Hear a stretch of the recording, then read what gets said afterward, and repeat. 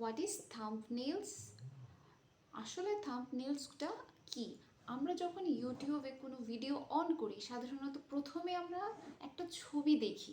ওই ছবিটা দেখে তারপর আমরা ওই ভিডিওয় ক্লিক করি দেখার জন্য। সাধারণত এই থাম্বনেলসগুলোর কাজ হচ্ছে মানুষের কাছে তাদের ভিডিওগুলো আকর্ষণীয় করে তোলা, যেন মানুষ আগ্রহ পায় সেই ভিডিওটা দেখার।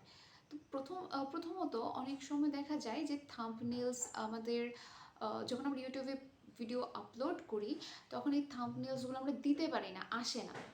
তো আমরা যেভাবে থাম্বনেলসগুলো আমাদের ইউটিউব ভিডিওতে অ্যাড করব সেটা হচ্ছে এইভাবে।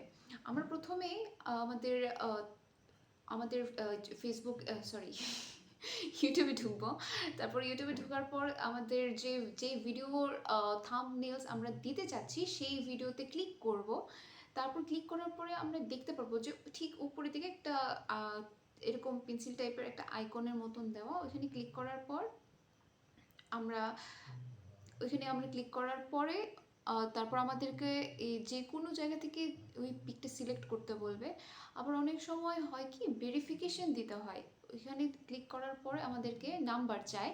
নাম্বার দিলে তারপর আমাদের ইউটিউবের ভেরিফিকেশন হয় অ্যান্ড দেন তারা আমাদেরকে পারমিশন দেয়, বা এরপর আমরা আমাদের থাম্বনেলসগুলো যে কোনো ভিডিওতে আমরা অ্যাড করতে পারি।